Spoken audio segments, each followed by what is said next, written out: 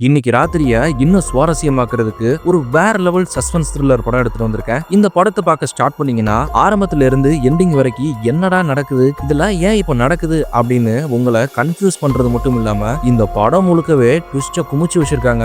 சரி, இந்த படத்தை பத்தி பாக்குறதுக்கு முன்னாடி நம்ம சேனலை சப்ஸ்கிரைப் பண்ணலனா சப்ஸ்கிரைப் பண்ணிக்கோங்க. இந்த வீடியோக்கு ஒரு லைக் போட்டுருங்க. வாங்க படத்துக்குள்ள போகலாம். இந்த படத்துல ஹீரோவுடைய பெயர் ஜோஸ். சூப்பர் மார்க்கெட்ல வச்சு ஒரு பொண்ணை பாக்குறான். அந்த பொண்ணை இவனுக்கு ரொம்பவே பிடிச்சு போச்சு. அந்த பொண்ணை பார்த்துக்கிட்டே வரான். அப்போ அங்க அடிக்க வச்சிருந்த ஆரஞ்சு எல்லாத்தையுமே கீழே தள்ளி விட்டு சொதப்பிடுதான். நம்ம மட்டும்தான் லவ் பண்ற பொண்ணு முன்னாடி சொதப்புறோம்னு நினைச்சா எல்லாருமே அப்படிதான் போல. ஆனா இந்த பொண்ணு அதுக்கப்புறம் ஹீரோவை பார்த்து சிரிக்கிறா. அப்புறம் என்ன, சிக்னல் கிடைச்சிருச்சு. நம்ம ஹீரோ ஜோஸ் அந்த பொண்ணு ஐரிஸ அவன் நினைச்ச மாதிரியே கரெக்ட் பண்ணிட்டான். அவன் ஃப்ரெண்ட்ஸ் இருக்கிற இடத்துக்கு இவன் கூட்டிட்டு போறான். அந்த காட்டுக்குள்ள இருக்கிற பங்களால இவன் ஃப்ரெண்ட்ஸ் எல்லாரும் சேர்ந்து பார்ட்டி பண்ணிட்டு இருக்காங்க போல. அந்த டோரை தட்டினோனே ஒரு பொண்ணு வந்து நம்ம ஹீரோ ஜோஸ கட்டி பிடிக்கிறா. அப்புறம் ஹீரோவையும் அந்த பொண்ணு ஐரிஸையும் உள்ள கூட்டிட்டு போறாங்க. ஐரிஸ்க்கு ஜோஸ் அவனோட ஃப்ரெண்ட்ஸ் எல்லாத்தையுமே இன்ட்ரோ பண்ணி வைக்கிறான். அந்த பங்களாவுடைய சொந்தக்காரன் பேர் தான் செர்ஜி. அவனும் அவனோட கேர்ள் ஃப்ரெண்டும் இருக்காங்க. அப்புறம் எலி பேட்ரிக்னு ஒரு கே கப்புளும் இருக்காங்க. அன்னைக்கு நைட்டே ஐரிஸ் ஜோஸ் எப்படி மீட் பண்ணா அப்படிங்கறத எல்லார்கிட்டயும் சொல்றா. அதுக்கப்புறம் எல்லாருமே ட்ரிங்க்ஸ் பண்ணி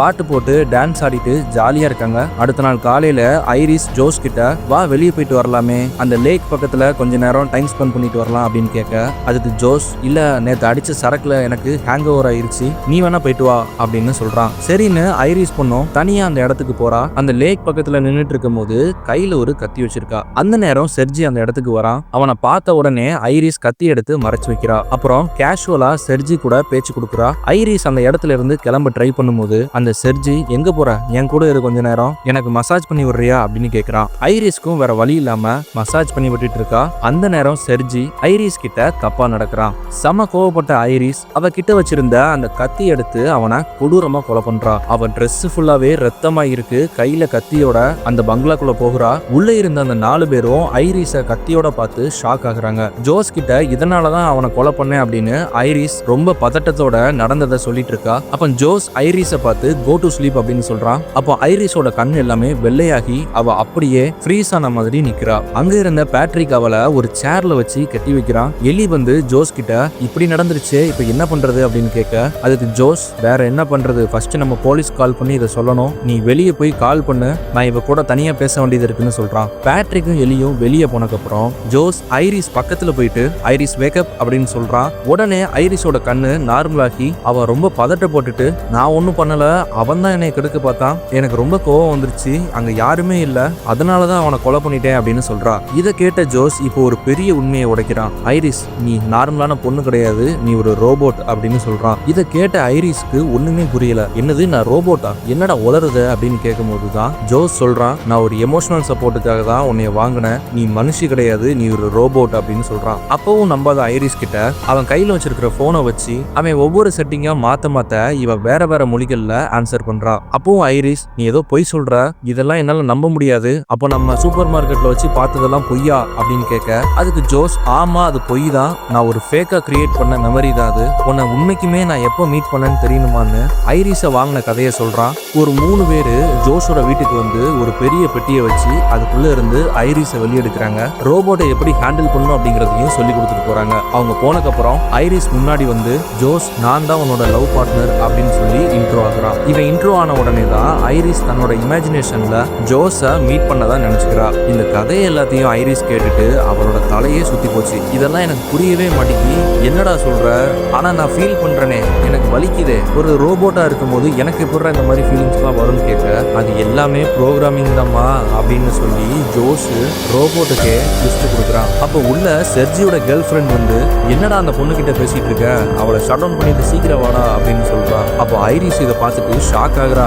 அடி பாவி, உனக்கும் இந்த விஷயம் தெரியுமா, எல்லாரும் சேர்ந்துதான் நீ மாட்டி விட பிளான் பண்றீங்களா அப்படின்னு பாக்குறான். ஜோஸ் அந்த ரூம்ல இருந்து செர்ஜியோட கேர்ள் ஃப்ரெண்டை மட்டும் தனியா கூப்பிட்டு போயிட்டு பக்கத்து ரூம்ல பேசிட்டு இருக்கான். அப்போ ஐரிஸ் இவங்களுக்கு தெரியாம கீழே இருந்த கத்தி எடுத்துட்டு அவளை கட்டி போட்டிருந்த கயிறை மெதுமெதுவா இருக்கிறான். அந்த நேரத்துல ஜோஸ் பக்கத்துல வந்து, என்னம்மா தப்பிக்க ட்ரை பண்றியா அப்படின்னு சிரிக்கிறான். அப்போ ஐரிஸ் ஜோஸோட கழுத்துலயே ஒரு அடி அடிச்சுட்டு அங்கிருந்து எஸ்கேப் ஆகுறான். போகும்போது சும்மா போகாம ஜோஸ் கையில வச்சு இவளை ஆப்ரேட் பண்ணிட்டு இருந்த அந்த போனை எடுத்துட்டு போய் போயிருக்கா. ஐரிஸ் தப்பிச்சு போனதுக்கு அப்புறமா ஜோஸ், கேட், எலி இவங்க 3 பேரும் சேர்ந்து என்ன பண்றதுன்னு பிளான் பண்ணிட்டு இருக்காங்க. அப்ப ஜோஸ் எலி கிட்ட ஐரிஸ் ஒரு பொண்ணு கிடையாது, அது ஒரு ரோபோட்னு சொல்றான். இத கேட்ட எலி, ரோபோட்னு சொல்ற, அப்புறம் ஏன்டா இங்க கூட்டிட்டு வந்த? அப்ப நீ தான் செர்ஜியை கொலை பண்ணியா? உண்மையை சொல்லு அப்படின்னு கேட்க, அப்ப ஜோஸ் நான் ஒன்னும் கொலை பண்ணல, ஐரிஸ் தான் செர்ஜியை கொலை பண்ணா அப்படின்னு சொல்ல, அதுக்கு எலி, டேய் நீ தான்டா ஐரிஸை கூட்டிட்டு வந்த, ஏன்டா ஐரிஸை வச்சு செர்ஜியை கொலை பண்ண வச்ச அப்படின்னு கேட்க, அப்பந்தான் கேட்டும் ஜோஸும் சேர்ந்து எலிய அந்த பங்களாக்குள்ள இருக்கிற ஒரு ரூமுக்கு கூட்டிட்டு போறாங்க. அங்க இருந்த செர்ஜியோட போட்டோ பின்னாடி ஒரு லாக்கர் இருக்கு.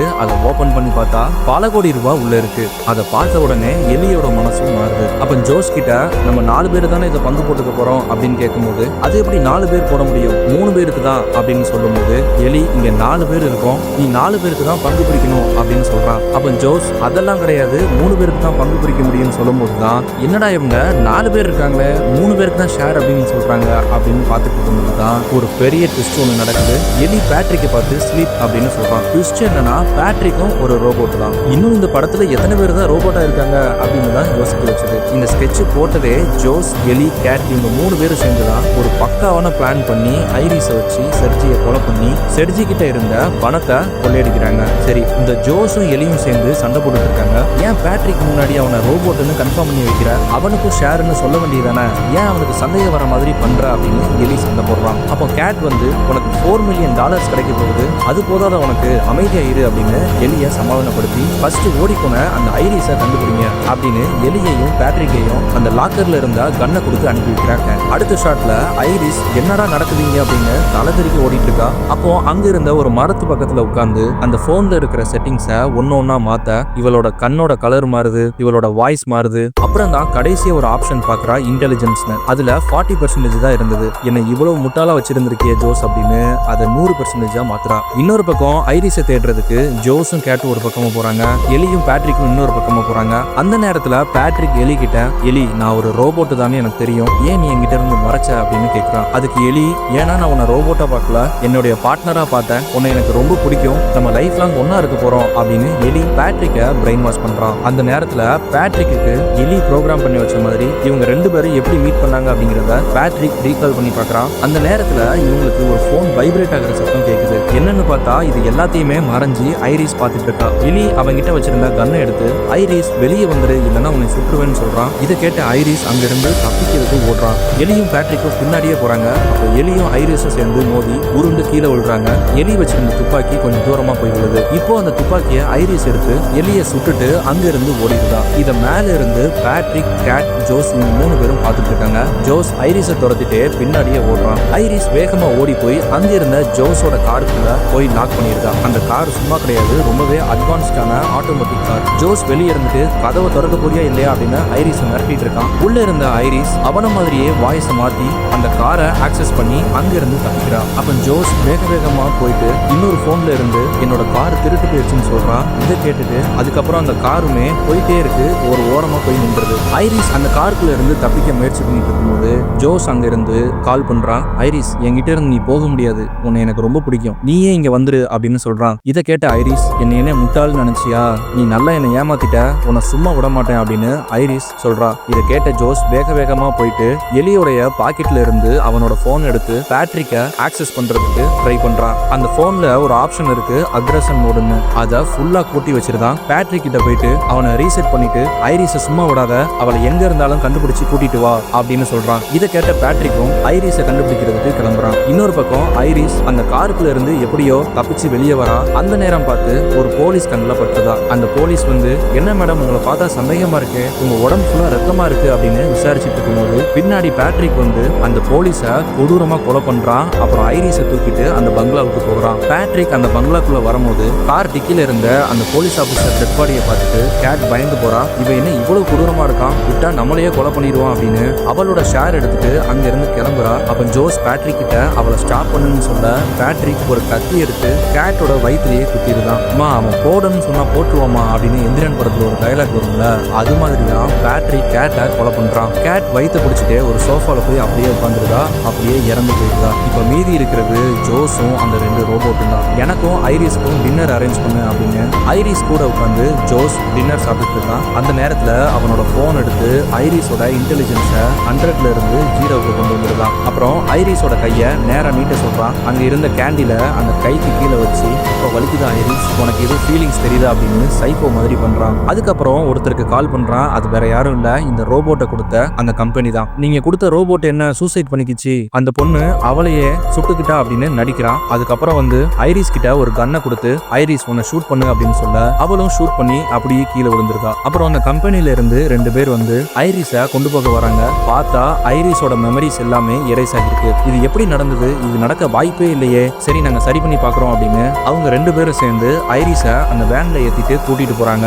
அந்த நேரத்துல ஏதோ தப்பா இருக்கிற மாதிரி இருக்கு, இந்த ஜோஸ் நம்ம கிட்ட இருந்து ஏதோ மறைக்கிறான், நம்ம இதை கண்டுபிடிச்சே ஆகணும் அப்படின்னு அந்த இடத்துல இருந்து கிளம்பும் போது பேட்ரிக் இவங்க முன்னாடி வந்து போலீஸ் ஆபீசர் கிட்டப்ல அந்த வண்டியில இருந்த ஒருத்தனை ஷூட் பண்றான். இதை பார்த்து இன்னொருத்தன் அங்க இருந்து பயந்து தெரிச்சு ஓடிட்டு இருக்கான். பேட்ரிக்கும் அவனை ஃபாலோ பண்ணிட்டே போய் பிடிச்சி அடியடின்னு அடிச்சுட்டு இருக்கும் போது இன்னொரு பக்கம் ஐரிஸ் அந்த வேனுக்குள்ள ரீபூட் ஆகிட்டு பேட்ரிக் கிட்ட வந்து பேசுறான். ஜோஸ் உன்னை லவ் பண்ணல, புரிஞ்சுக்கோ, உன்னை ஏமாத்துறான், எலிதான் உன்னோட சொந்தக்காரன், எலிதான் உன்னை உண்மையா லவ் பண்ணுது அப்படின்னு சொல்ல பேட்ரிக்கும் கிளிச் மாதிரி மெமரிஸ் வந்துட்டு போகுது. அப்ப அவன் கையில வச்சிருக்கிற ஒரு கரண்ட் அடிக்கிற மிஷினை வச்சு அவனையே அவன் கொலை பண்ணிக்கிறான். இது எதுவுமே தெரியாத ஜோஸ் உள்ள இருக்கிற பணத்தை எல்லாத்தையுமே ஒரு லக்கேஜுக்குள்ள எடுத்து வச்சுட்டு அங்க இருந்து எஸ்கேப் ஆக ட்ரை பண்றான். அப்போ ஐரிஸ் வரா. ஐரிஸை கண்ட்ரோல் பண்றதுக்காக அவனோட போன் எடுத்து ஏதோ ட்ரை பண்றான். ஆனா எதுவுமே ஒர்க் ஆகல.